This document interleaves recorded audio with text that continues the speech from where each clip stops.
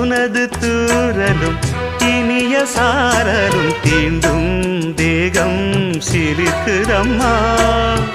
நனைந்த பொழுதினில் குளிர்ந்த மனதினில் ஏதோ ஆசை துளிர்க்குதம்மா.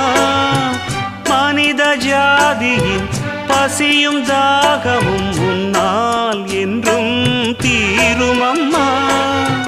பாரி தந்த வள்ளல் என்று பாரில் உன்னை சொல்வதுண்டு.